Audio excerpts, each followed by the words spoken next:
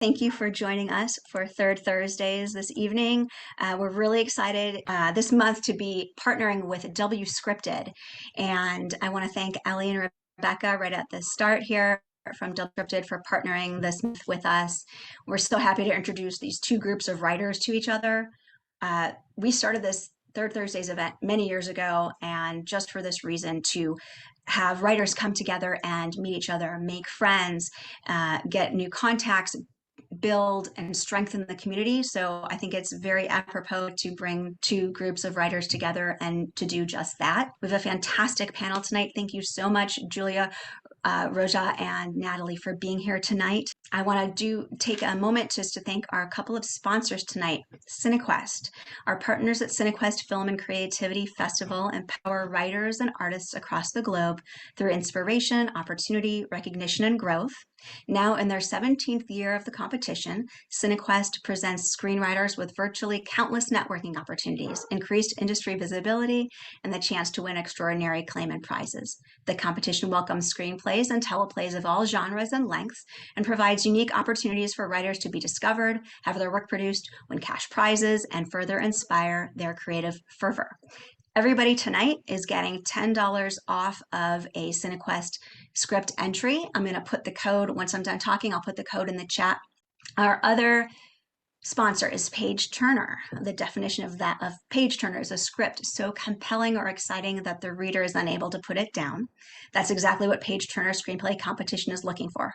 Regardless of gender, age, ethnicity, sexual orientation, or economic background, Page Turner is focused on finding and supporting great original stories with a strong voice that grip the reader from the first page to the last. Whether the story you tell is a genre film, an indie pick, a network procedural, or an edgy cable drama, they want to find the most compelling, unique, page-turning scripts out there. 10 free entries. You can choose from either their drama competition or their faith-based competition. Both competitions accept pilots and features. And the way that you win is to tweet out your favorite tidbit or advice that you get from tonight's event and tag @NetworkISA. This competition actually ends in just a few days on the 21st, so be sure to use your entry right away. And last but not least, we have some really great events coming up. We have next Wednesday on June 23rd, Max Tim, our Director of Education, is giving a free class, Creating Story Rhythm with Anchor Sequences. He's going to talk about how to anchor your story with big moments so that you can take your audiences on a great ride. And then the following Wednesday, on June 30th, we are going to have a free class with the screenwriting analyst, John Truby. He's done a free class with us before a few years ago. It was amazing. And we're so happy that he's agreed to do another one for us. And we've asked him to be here tonight to tell you a little bit about it. So I'm going to turn it over to John. Thank you, Molly. It's such a pleasure to be here with these two fabulous organizations. I'm so happy to be able to do this class in about 10 days because I think it's going to be so valuable to your members. The class I'm doing is called Stories That Sell, how to generate intense narrative drive so your script sells itself. Let me just say right off the bat, it never sells itself, but we're trying to get as close to that as we possibly can. And I think the reason it's going to be so important for your members to be at this free webinar is that it's designed to solve the biggest problems that screenwriters have. And let me just give you a few of them real quick. You've spent years writing scripts. You have a number of scripts sitting on your shelf, but they haven't sold. You come up with a great premise idea. You get 15 or 20 pages in, and then you run into a roadblock. You have no idea why. Or you're writing your script, you get into the middle, and all of a sudden the story sags. And again, you don't know how to fix it. And of course, the problem that everybody complains about, they can't get an agent. You think, well, it must be because I don't have the right contacts. I don't have the right connections. That's not it. It's because the story isn't strong enough. So that's what this is all about. It's really designed to give you a number of techniques that will improve your story immediately. I mean, by the end of that hour, your script will be better. I promise you that. And it will also increase your storytelling ability for scripts that you write down the road, because it's all about technique. I'm a big believer in technique. And this specific class is going to be about the single most important element in writing a script that can sell, and that is generating narrative drive. Narrative drive is by far the most important element that any studio or production company looks for. And the idea on that is, and it's perfect for tonight, because narrative drive is what gives you a page turner. Is the definition of page turner. And the fact is 99% of screenwriters either don't have it or they don't have enough of it. And so this is going to be all about techniques that can help you maximize the narrative drive in your story, no matter what genre you happen to be working in, because these techniques work in every single genre. And so it's really going to be focused toward a number of techniques of character, but especially plot, because plot is the biggest area where writers really fail, where the writers are unable to make that final jump. They've typically got a lot of experience in terms of creating good characters, even writing tight dialogue. But what distinguishes the top professionals who are making those script sales are the ability to write plot with intense narrative drive. So that's what we're going to be focusing on. A number of techniques in that area, increasing the desire line, how to improve the opposition and the conflict in the story, how narrative drive changes based on the genre that you happen to be working in. And I'm going to be talking about a number of strategies and techniques used by writers like J.K. Rowling, Suzanne Collins, Tolkien in Lord of the Rings, and so on. These are all proven techniques that will work. So thank you for having me here. I hope you will join me in 10 days for that class. I guarantee you will get a lot out of it. You'll really have a good time. Thank you, John, so much. Okay, I'm going to turn it over to Ellie to say a few words about Wscripted, and then we'll be into the panel. Thank you so much, Moni, for this great introduction, and to John. It seems like a very interesting. I would like to attend your class. My name is Elie Jamin. I am the founder and CEO of Wscripted. So I'll give you just a quick background of what is Wscripted. It's the first online platform for women and women identifying writers, writer-directors, screenwriters, looking to showcase their script available for option and connect with producers, executives, and decision makers in the entertainment industry. The platform was launched during the Toronto Film Festival 2020, so it's quite new. And we are just about to get ready to introduce an inaugural list of excellent scripts by women at the Cannes Film Festival. If you're not familiar with Wscripted, if you are not a member of Wscripted and you're a woman identifying writer, you can check out wscripted.com. It's our website. And I would like to thank ISA for co-hosting this panel with us today. And thank you so much to our panelists, Roja, Julia, Natalie, and Rebecca Katz, our head of talent development. And I will let Rebecca take over from there. Thank you so much, everyone. Enjoy the panel. I hope every writer will get the chance to understand better how to find the right collaborator for your project and how to collaborate with creative partners on your project. Thank you. Thank you so much, Ellie. And to ISA and John, it's always so nice to be connected to everyone, even if it's virtual. So I want to first welcome our amazing panelists, Roja and Julia and Natalie. I would love to start with just a intro of you guys, if you would love to introduce yourself and just talk a little bit about what you do, and then we can get into the meaty questions about collaboration. So yeah, Julia, because you're at the top, I'm gonna have you go first. Great. Hi, everybody. So Roja and I are a writing team, and we write for film and television, primarily in TV, and our path is both writing and selling original pilots of our own and also working in writers' rooms. it was a sort of circuitous path for me personally getting here. I always loved to write, and I had engaged with it more on the level of poetry and creative nonfiction when I was in college. Afterwards, I thought I wanted to do documentary film. I was in New York, and I found myself working at a reality TV production company instead, which is where I met Roja. And it was a fortuitous meeting. I think both of us were writers in our own time and in our own way, you know, beyond that job, but hadn't actually pursued this particular path. And so it was a real revelation finding somebody else who wanted to be doing the same thing. We started our collaboration just by chance. We were coworkers who really hit it off, and were kind of going back and forth about some stories, and something Roja had told me sounded like a screenplay to me. So I asked her, hey, do you want to write a script? And that was the origin of our writing collaboration.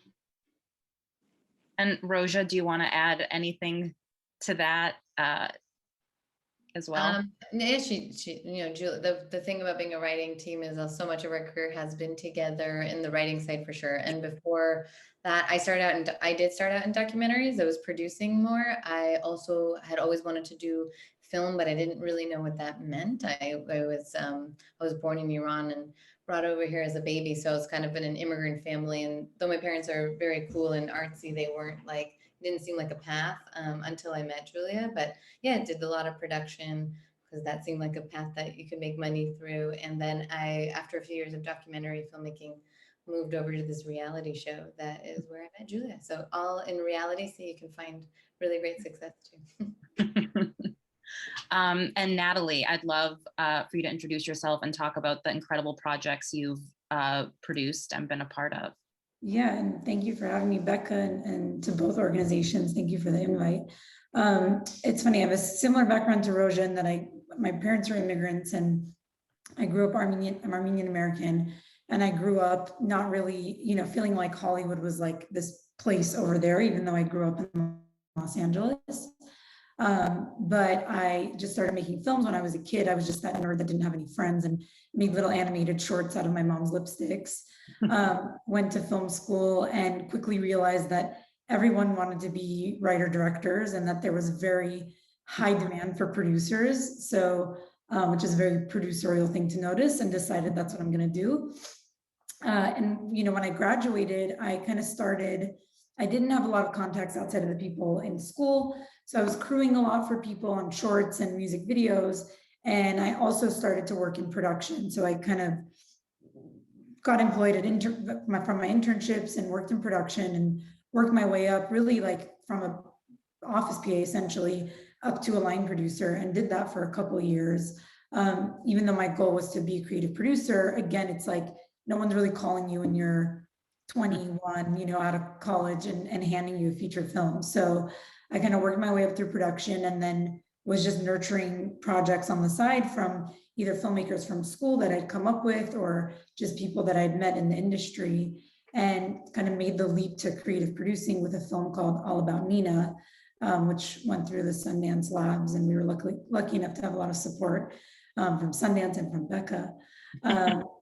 And yeah, and cut to, I think everything kind of changed in 2016. I made a film called Searching with my producing partner and husband, Sev, and we made it for no money, made it for under $1 million, took it to Sundance and sold it to Sony, and our lives kind of changed really overnight when the movie came out, and have made 2 studio films since, but very much my heart is an indie film, and I have a slate of indie projects that I'm nurturing and hoping to make. Awesome. Yeah, I'm just so excited to see all of your faces here, because, you know, I've known you all now for a few years, and it's exciting to see sort of where you've all ended up and have found success. So thank you for sharing your career trajectories. I want to get into the creative collaboration side of making content, because I think it's so vital to have a team that you trust, and both creatively and in a personal way when you're making really expensive and really personal material as well. So I'd love for each of you to sort of talk about the do's and don'ts that you sort of go through when you're finding creative partners. And we can talk a little bit more later about the writing partnership that Roja and Julia, that you guys have. But in terms of finding producing partners, even, you know, a director of photography, editor, anyone that, or being in a writer's room, what are either red flags or really important qualities that you look for in any collaborator that you're working with on a project? Ooh, that's a good question. It's funny because I just produced a short where we had it was a lot of like that, of me thinking about that, because there were certain people that came on board that were wonderful and some that were not. And I was like, what were my red flags with that? With the ones it didn't work out with. And I think that when you're looking for collaborators on the directing side, you have to have the same language, visual language. And I think that's really tricky, of course. Like Julie and I have worked with composers where it seemed like we got each other, and then you get that first draft and you're like, oh, we're not on the same page at all. So it's always like, try to find people who are doing similar sort of things to the project you're doing. I think we do enough variety. I also think for producing partners, Natalie, you probably would speak to this more, but again, on the director side, it's a really tough thing to find. I think someone that you really match with, and they're going to be in the trenches with you for so long. You need to like almost feel like they're family at some point. And I don't know what you look for, Natalie, in the director, but like, I guess a shared work ethic, a shared vision of the world you want to live in, and the way that you want to be with the people around you. Yeah, I mean, totally. I mean, work ethic is a big one. I love that you brought that up. For me, it's two things. It's obviously the creative, like, are you able to understand each other? You don't even have to have, I don't think, the same taste necessarily, right, as a producer working with a director, but you know, can you understand the other person's kind of creative language? And then the second one is really work ethic, because I mean, there's so many talented people in this industry. There's no shortage of people, both discovered and undiscovered. But I think the thing that marks all the directors that I've actually like crossed the finish line with, they have the same work ethic as me. And it's, you know, the project comes first. Life kind of comes second, for better or for worse. Not recommending that necessarily, but you want someone who, you know, you're going to be around them for sometimes 16 to 20 hours a day. And you want someone that is going to carry the weight with you and not feel like, especially as a producer, I think sometimes there's this expectation that like the producer is just going to handle everything. And you do that. Yes, you do. But you can only do what you're supposed to do if the director is also doing what they're supposed to do, right? So work ethic is the biggest thing for me. Like, I'm always looking for someone who works really hard, and work process too, if that makes sense. Like, how do they communicate? Are they organized? And these are things that I've learned, honestly, the hard way. I haven't perfected how to vet people yet, but you really only learn once you've worked with them. So I'm trying to figure out, like, how can I have a trial work period with collaborators before I take on a project? Because sometimes you get in halfway through and you're like, shit, we're not on the same, like, they don't work as hard, or they're not doing what needs to be done. So yeah, it's that combo of, do I understand their creative language? Are they able to, you know, verbalize what they want to do clearly? And then are they going to put in the work that it needs? Yeah, I mean, I completely agree with everything Natalie and Roja are saying. And it's funny, Natalie, that you mentioned, I think that not knowing until you're in the process, that's a hard one, because you just don't. Yeah. And so it can take a number of projects or trial and error to find who's a good collaborative partner. And then once you have the people that you love, like we love them dearly, and we want to go back, you know, again and again to work with them for the reasons you both said about how much time you end up spending together and wanting to, you know, have the same work ethic and create an atmosphere. I think for Roja and I, it's also really important, not only how we get along like with somebody, but how they're treating everybody else too. There's an atmosphere we want to have in our projects and on our sets. And if somebody's not with that and doesn't, you know, lead from the same place that we're coming from, that's not a fit for us. And that can be something. Yeah, and then otherwise, I think just looking for people who are great at what they do, who we admire, and think that, you know, what they're not only able to help facilitate and support our vision, but giving feedback and participating in a way that elevates the project is the ideal situation.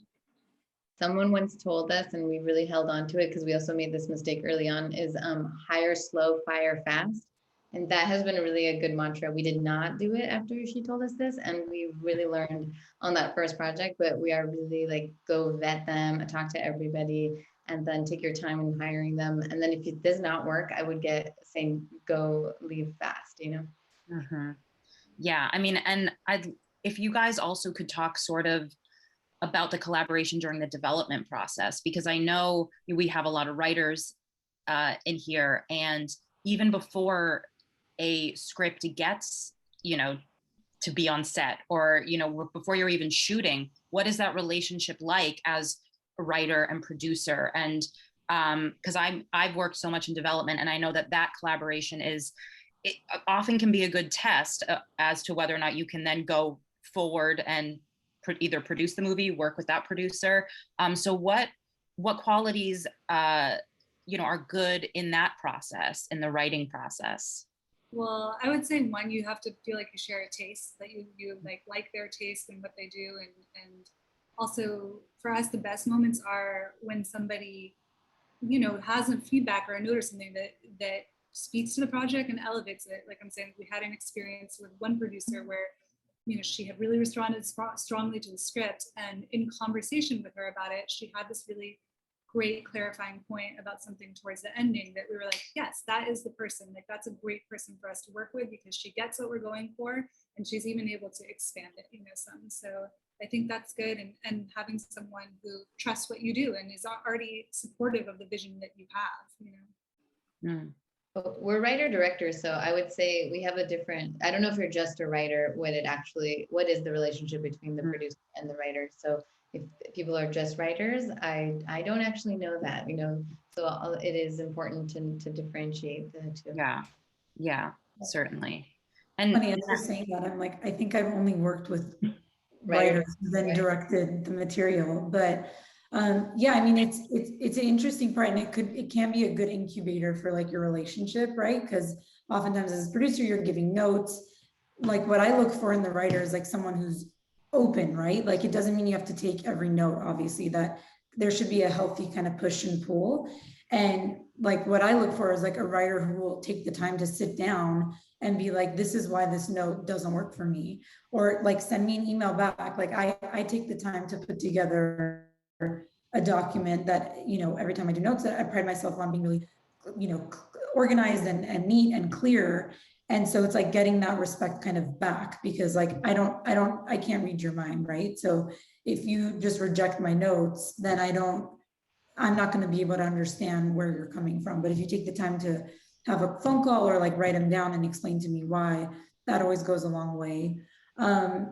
And yeah, it's really communication. Like, and I think that's where you learn a lot of how the relationship is going to work. I think looking back at collaborations that weren't necessarily the best, there were red flags in that stage, right? There was like too much of a push towards the notes, or not enough of like, here's where I'm coming from the writer and director. So that's going back to what we were talking about earlier. I think that's a good place to look for red flags in the notes process, if both parties are being like open and communicative. Mm-hmm. And yeah, I mean, I think it's all about communication, right? Like we all, you know, have to find the people that get what we're trying to say, and then communicate in the way that serves everybody in a positive way.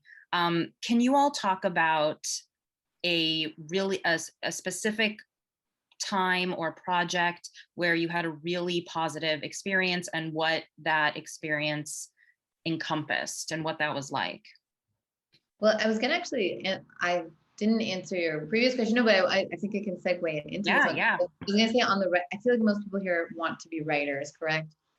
I think so. So I think ultimately, I guess what I'm saying is like ultimately, a good advice is like, you do have to learn to listen to and take a lot of criticism as a writer, because that's constantly going to be notes after notes, and it's going to be like 15, 20, 30 rounds of notes. So you have to have sort of this ability to really also understand the notes. And I think that's probably a big mistake a lot of like newer writers do, is like think, oh, they don't know what they're talking about, or they're not on the writer's side. But to always think that there is something really valuable behind most notes. And I think obviously the producer you love will have the notes that are good, but a lot of times also when you're like Julia and I in the studio system, you're working with whoever they give you. You didn't like find an indie producer that you really love and vibe with at that point, you really have to like read the note behind the note and start understanding what they're actually bumping against versus what they're saying. And I think I think that was very valuable to learn early on. Totally. Did you take that into the positive aspect? Yeah, well, we can go positive, then we can go negative. I mean, I think it's important to know the good and the bad and the ugly in all of this. Go real. Yeah. I'll say we had a challenge. We just made Searching 2, and the writers and directors of that film were actually the editors of Searching. And I think one of the things that made it such a positive experience was, we just, we've been in the trenches together before. So there's really something about, just finding those collaborators and working with them again. And B, we were writing it, they were writing it during the pandemic, and we were going to shoot originally in summer of 2020. That didn't happen because of COVID. And I think the extended amount of time that we had to work on the script with them was really, really beneficial. And they're first-time writers for a studio film. So they were dealing with a lot. They had 3 producers, one of whom was the director of the first film. They had a studio, and so there's a lot of cooks in the kitchen, and it's a sequel, but it's not necessarily, it's in the same world as the first film, but it's not the same character. So they were juggling a lot. And I think the biggest lesson I took away from it was like, wow, like if I could find 2 or 3 more Will and Nicks that they're writing and directing team, or 2 or 3 more Anishes, and just work with those people over and over again, which is not great because you obviously want to meet new people, but as in if I could replicate that experience, I would love to. And so I think the takeaway for me there was also like taking, looking at people who you've worked with and, working with them in a different capacity, giving people a chance. If your DP has a script, actually our DP on Searching slipped us a script and it was also great, you'll find collaborations anywhere. And I think the takeaway for me on this film was like, just, work on sets, work with people that are, good people, and, be open to the work coming from anywhere. I kind of veered off topic, but no, I think that's great. I mean, even with this session, I mean, it is all about meeting new people and figuring out who you like, right? Who do you like working with? And then continue working with them if it's working out. What has been the most challenging experience for you guys in terms of a relationship? And you don't have to say any names, but or super specifics, but any challenging experience and anything you took away from that. I can jump in. I actually just left a project, which is a feature, and it's the first time I've ever done that. It was a project that I was working on for over 2 years. I love the script. I love the filmmaker. We left on good terms, but we got to this point where we were very close to the film being made, and we just couldn't align on process and how, and basically like where the film should be made and the exact steps that we should take before we get to day one. And I realized that if we can't align now, and even though it was 2 years in, right? If we couldn't align at this critical moment, right? Like right before we're going to start hard prep, then I was like, I don't know how we'd get through a day of production. And I realized that when we wrapped Searching, I had an honest call with the filmmaker, and I said, I just did it with a team where we were so aligned every step of the way, and it's still so hard. Like every day there's so many fires, there's so many things that can go wrong, there's so many things that do go wrong, and the one thing that like grounds it is you and your writer and director like being on the same page and like having the same instincts about, yeah, we should do it like this, we should order it like this, no, this isn't a priority, yes, this is a priority.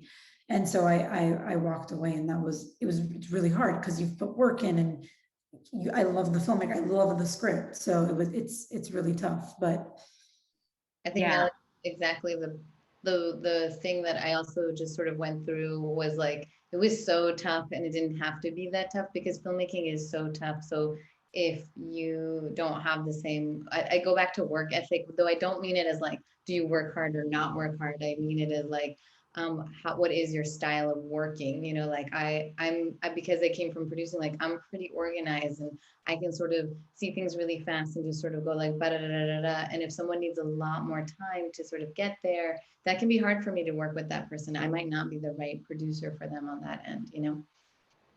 Totally. Yeah, I mean, I think just what you were mentioning about being able to know when you need to walk away from a project, that was like a big thing that we've had to learn too, because of course, the goal is that you're only working on things that you feel passionate about, that you want to see come to fruition. But I think Roja and I have talked about, it's equally important to know when it's the better decision for you to walk away, as much as you love a project, because of what the production would seem like it would be and what your alignment is with the people you're working with on it, which is a hard thing. It's a really hard thing to discover that. So. Laura Murphy asks, all writers continuously want to know the best way to reach out to producers with a project. Hopefully the writer has taken some time to identify the type of project a producer does, but still, how does a script get to the desk of a producer without representation, or is representation required? Wondering if more doors for female connections are opening these days versus the traditional Hollywood doors that are typically closed to be represented. Yeah, there's a couple questions in there, but I'll try my best. I would say, you know, if you're in the indie space, like I as an indie producer, get stuff from agents all the time, but I'll say, I don't think anything that I've actually made has come from an agent, right? So it's always come through like someone I've met on a set or a friend of a friend who connected me through like mutual connections like that. But I will say, I think there's a lot of emphasis on like trying to get representation in this industry. And I understand why. Agents can be very wonderful, but I think sometimes people are kind of jump the gun in trying to get representation. I think that the key to getting an agent is letting them find you. And it's kind of a catch-22, right? Like, how do you do that if, you know, like, how do you attract their attention? And I think the answer is make stuff that is making noise and attracting attention. Like if you have a script, and I think this is an old saying, or maybe someone said it to me, like if you have a really good script and you threw it outside your window on the 405 and it's actually a good script, somebody will find it and somebody will make it. Like good material has a way of like going to the top, because truthfully, there's so much material that's not ready to be produced, not bad, just not ready to be made. And so I think the key thing is like focusing on the work, focusing on the script. If you are not represented, you know, apply to every single screenplay competition and try to get any kind of like seal of approval on your work to show someone like an agent or like a producer, like, hey, my thing is good, someone has vetted it. Or like labs are great, you know, the Sundance Labs, Film Independent. Anything you can do to like show the world that your thing is good and worthy. And unfortunately in this industry, that means someone else reading it and telling them it's good, right? So I would say, you know, don't necessarily look for an agent. Get to a place in your career where they're coming and knocking on your door, because they will work so much harder for you. When it's the other way around, when you're like chasing them down. And I know this because I have a lot of friends in the industry that have gone through it. They get an agent and then the agents don't do anything for them. So it's all about kind of how can you make your work stand out, and then people will come to you, in my opinion. Amazing. Thank you. And with that, it is 7:10. Natalie, you are free to go. Sorry, guys. Thank you so much for your valuable insight and your perspective as a producer. I think it's so helpful. So yes, thank you. And we will continue the chat with Roja and Julia. So yeah, thank you, Natalie. So I'd love to get into, I know you guys maybe didn't talk, I'd love to know about your experiences working with other either producers or other team members that has been either the most rewarding or challenging. And again, like anything that you take away now that you go into new experiences with. And I know, Roja, you mentioned now that you're working in the studio, you know, you're not always able to choose who you're working with. You're kind of matched with people. And how do you approach that if things aren't going super well, or how do you sort of get through that? Well, I want to say that in my opinion, and maybe this is just the experience that I've had, I think it's a better Hollywood than it was a few years ago. Like when I started out in film and I did it in New York City, there was a lot of bullying and yelling and screaming to get things done. And it was always like, well, it's already a stressful thing. Why is so much sort of, I think, alpha male personality really dominated the work ethic? Like, this is how we all work. We have to yell at each other to make it. I think it's changed a lot. And so I think already that, so some of the most challenging experiences for me were when I had no power and people just kept yelling at me. And I think that's also really good to experience, because then you can do two things. I think a lot of people used to be like, well, I'm going to act just that way when I get power. But I think a lot of maybe my generation thought, maybe when I get power, we can be kinder, we could sort of change the world. And good news for me, we're old enough now that they're getting into those positions of power. So in my experience nowadays, it's just people are just so much more thoughtful about the process, and it's not about just belittling you. It's about actually, I think people are learning that if you elevate everybody, we can all, what is it? A high tide rises all ships, or whatever the saying is. So I think I've had a really great experience in the studio system. I think Julie would agree with me, is like, there was so much of a thing of like, oh, wait till you get in front of the network executives, and we were really worried about this network executives, but they've always been very smart.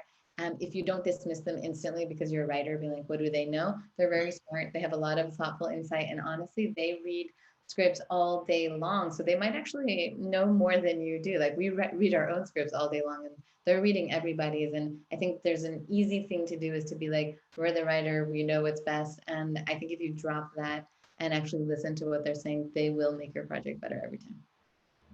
Yeah, absolutely. I think even our experience of working with different executives who have different styles of notes giving and of engaging with material has been interesting and helpful for us thinking about our own writing, because it's been different on the different projects we've worked on, and there is something to learn from sort of each way that people respond to material and give you feedback and stuff. So being adaptable, and I think, as Rose was saying, like meeting them where they are in a way, finding out what where they're coming from, and what their sort of style of engaging with material is very helpful. Awesome. Yeah. I mean, and I'd love to know also, I know Natalie talked a little bit about the agent and manager thing, but I know a lot of writers are very interested in talking more about that. How you found your agent / manager. Because I was funny, I was listening to Natalie and I was like, I both agree, everything she said was really good. Yeah. It really was. It's true. It's like, you just go to the Sundance, go to all the labs. But I will say, it's also, as on the writer side of me, like, of course, I do think having a representation opens doors. Your agent will not get you the job. I agree. And that's this thing that everyone keeps telling you. Your agent won't get you the job. And it's so true. But having an agent or a really good manager, people will start taking meetings with you. Or even, I think worse, Julie and I was talking about this, a lot of people took meetings with us, and then it was like, really great to meet you. You guys are awesome. And then when we had representation, it was like, I have been dying to work with you. Here's the project to work with. So I actually think it's people outside of writing and directing will be like, you don't really need an agent, just do the work. But yeah. I have a different perspective in thinking that you do need an agent, and how you get one is hell. It is really hard. I won't sugarcoat it. I think it was really difficult. We did write really great material. We went to every lab. There's not a lab out there that I think Julie and I didn't get a stamp of approval from, and it still was really hard. And eventually it was, I think the work was really good. So I do agree with everyone saying that. At the point when we got a manager, a friend, someone we had worked with, so someone who did know our stuff, passed us on to our manager, and he took a chance on us. And so we will be with him till the day he dies or we die, one of us. Yeah, I think it's really important to get both sides of the representation conversation going, because it is a catch-22 in a lot of ways. I mean, it's like, how do I get a job without an agent? But how do I get an agent if I don't have a job, if nobody knows my work? So it is tough. Julia, what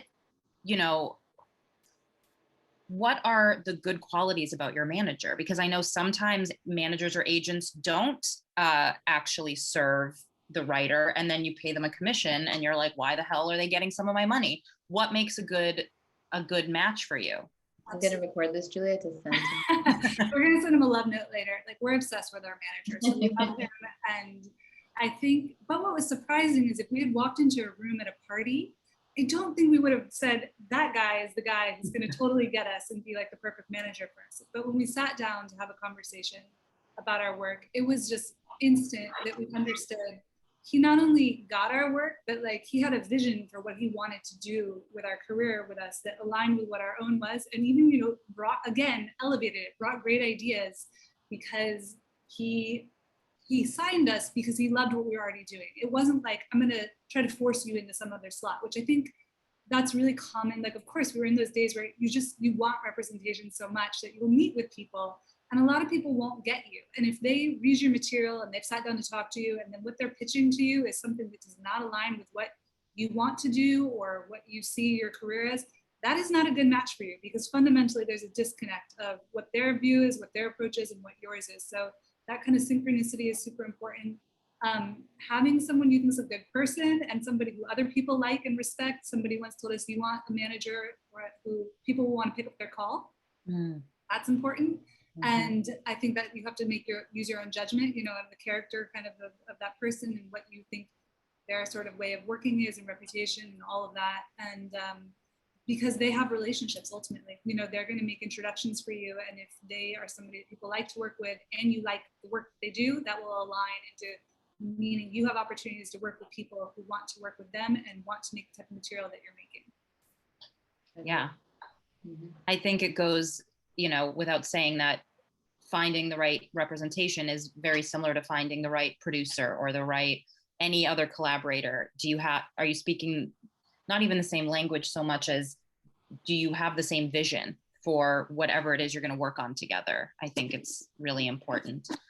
I'd love to talk about your partnership. How does it work? We heard how you met. How has your partnership evolved? How do you divide, or do you even divide work? What is your writing process as a team? We share one brain now. So, I mean, I think we always tell people when they ask, every team's writing process is different. Roja and I have the one that works for us. It's one we made up on our own, you know, and for us, we write together. Like we write in real time, either in the room back in the day or over Zoom in the pandemic. And that is where the magic is for us, is in being able to collaborate in that way. There are other people who find that they work well exchanging drafts or breaking down who kind of has what element of a script that they are more responsible for. We dabbled in doing that a little bit earlier on, and I don't think that really worked for us or was appealing to us. If you're gonna have a collaborator, look, there are things within the industry that can be harder sometimes about that too. And so you better really love the person you're collaborating with. And I think for us, part of that is it's fun. It's a joy for us to work together. Like, it's not, there are not challenges ever, but I mean, I'll just say, like, we've been working together a long time, that we feel continuously inspired by each other. And like, we just can spark off about so many different things. I think that's super important. I maybe lost the point a little bit about what you first but if it sounds like a romantic marriage, I think it is truly that. Like, though we are not together, we have other romantic interests. I think we do act in so many ways like you know, Kurt and Goldie. You know, it's like, we are inspiring to each other all the time. I think also when we fight, we really listen to each other. It really ends up being like a couple. I don't know how else to say it, but like when you fight, you have to sit down and say like, well, what is it that you hurt me? You have to work on you know, making yourself better for the other person. I met my partner after I met Julia, and I was joking. I always joke with him, and I still do, but like Julia and I have this longer relationship. In a weird way, we have more paperwork together. You know, I'm not married to my partner, but like Julia and I are really in this, much harder to actually separate us than him. I can just walk out of the house, I guess. Yeah. And I think in the same way, you know, you were reflecting, Becca, of like having to find different collaborative partners who share your sensibility. That is so essential for us. I mean, I think that was probably without our even knowing, because we were so young and we weren't, I don't think we knew at the time, like, this is going to go forever. It was just, we instantly connected on lots of different levels. And so much of that was our way, that we're very different people and having different experiences, our way of seeing the world, what's important to us, what we want to write about, what interests us, what occupies our thoughts and everything. That was so aligned, and that made the partnership just natural and easy, because we'll always 9 out of 10 times, maybe 9.5 out of 10 times, being excited about, exploring the same thing when somebody brings something up. Yeah, I mean, I think what's so amazing about your work too is that you both come from very different, backgrounds. You have different sort of stories, but you both have the same language to tell them, and you both have the same thematic elements that you're excited about sharing about in your storytelling, which is, I think, also what makes a really strong partnership. Is you want to tell each other's stories, you want to do well by each other, and you want to keep challenging each other as well. Although, funny enough, I would actually say we seemingly have really different backgrounds, but the things that keep us together are very similar. I always say this thing of like, Julia's grandparents were Holocaust survivors, and my parents went through the revolution and the war. And we ended up in these suburbs outside of great cities that we wish we were in, but we were trapped in these suburbs. And we grew up in families filled with happiness and joy. In a way, the tragedy they had gone into gave them a zest for life, a relishing of life that maybe other people around us didn't have. So I know that we look like we come from really different backgrounds, but our core value system is actually really universal to us, Yeah, and again, that's what, and yes, I think that is such a beautiful way of putting it. Is really, it's finding all of the similarities in, which a good script should do too, right? A good script should be really specific but feel very universal. So. Exactly. All right, so I am going to open it up for questions now, and the first question that I see is from Harpreet Singh. She asks, or he asks, or they ask, how many pages do you write in a typical day? Do you stay consistent with story or deviate a lot and try to come back? Well, I'll say much credit to Roja and her producing background. One of the things that I think has always been part of our process is, we have had times when we're working on a project where we have goals to hit. We have page goals to hit. And I think that we were talking about this earlier in a different context, like consistency is so important for writing. We write every day, and it is, there is a part of it that's inspiration and finding the muse and all that kind of stuff, but it's not all mystical like that. There is a lot of just practice and honing a craft, and that comes from staying at it even when you get stuck, even when it's hard, and having goals, having concrete goals of how we're getting it done is very helpful. And I think, and then the other end of it is not being overly precious. We were talking about that earlier too with the writing. It's like you have to give it up at a certain point. Ultimately, if something gets made, it's going to be interpreted however it's going to be interpreted in the world anyway. There is no perfect version that will satisfy everyone of a script. So you just have to get to a place where you feel like this is it. This is good, and this is what I want to do. And I think kind of both those things, staying consistent and also recognizing when to complete something, are both really important to the sort of the gears of how we write. Okay, I see another question from Kirsten. Are you waiting until your project is financed and can pay your collaborators, or are they paying you? Well, I know you guys are in a writer's room right now, so yes, thank God. You're getting paid. You have to pay them to write. Yeah. You should never pay someone to write. You may not get paid to write, but don't pay people. Yeah. Or are you looking for something to, okay. And yeah, if there are any other questions, please put them in the chat. Here's a great one. For staying positive. Advice for staying positive. You know what?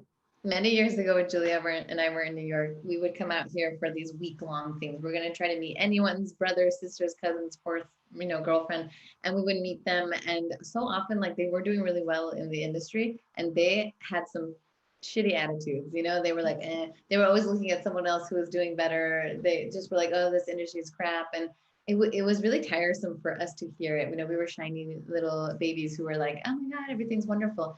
But we decided early on then, and maybe it's also because we have each other, we were like, let's not become that. Like, let's always understand that to make money writing in Hollywood is an insane dream that I shouldn't have had for sure. And here we are doing it. And That does not mean that we do not have really salty days where we are just like, this is shit. But then it's always like kind of grounding yourself and being like, this is really cool too. It's taking the sort of mundane or what seems like a bad moment, a bad meeting, and just laughing at it. I think, again, I was telling you earlier, like, our backgrounds were pretty dark, but our families were really funny. And I think, listen, if you can go through the Holocaust or a war and revolution and laugh at the end of it, well, then what's a crappy meeting at CAA? You can overcome that. Can relate to that. Yeah. Any other thoughts on that, Julia, for staying positive? Oh, I mean, I agree with everything Roja said, and certainly we do get a boost of getting to go through this journey together. But I think even if you're doing it alone, I mean, I know that the function of this group is meeting other people, collaborators, or even just other people who can kind of be, in communication with you and in conversation and share those ups and downs is a nice thing.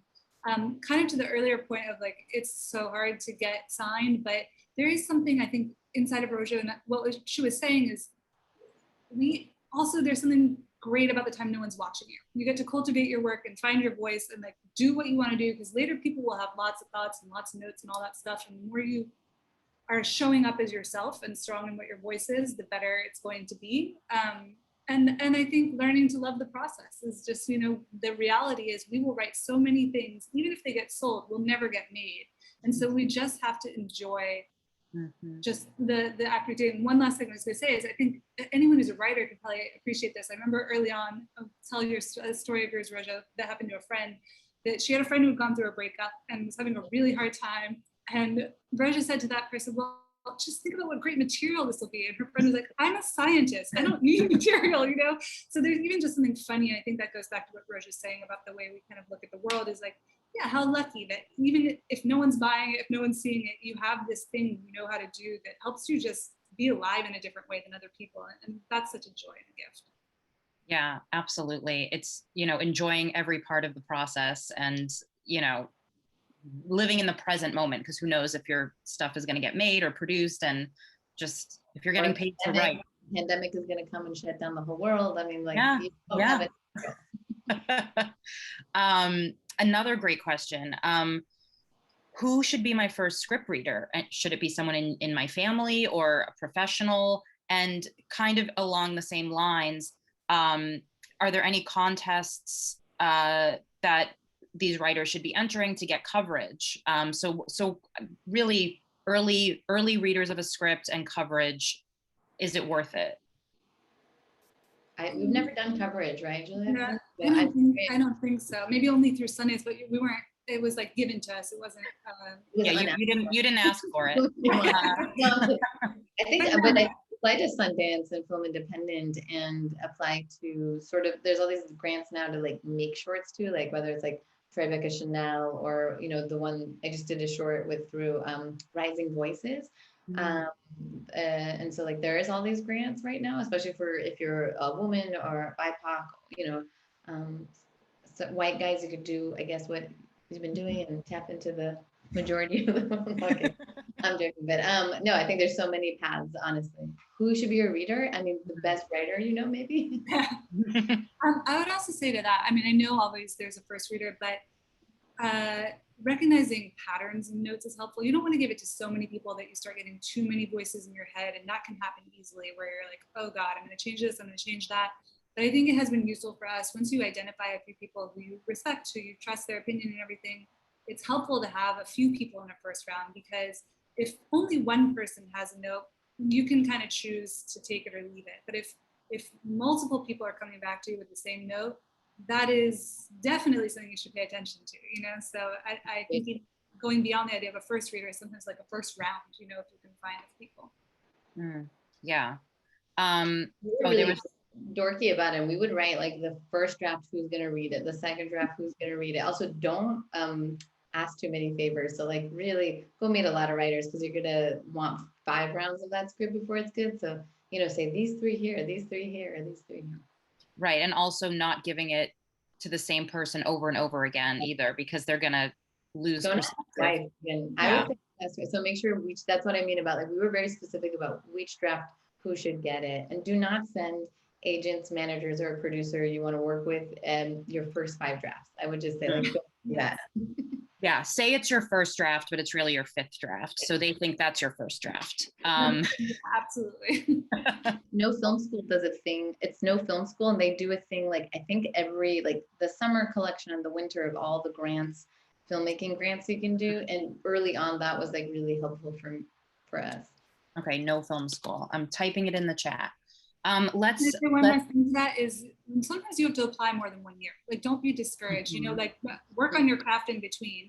Don't bring back a script that's the same as what you've brought before. But just like anything else, cultivating relationships and getting your way into these labs and everything, it's not a one-off. You know, so I think that's totally.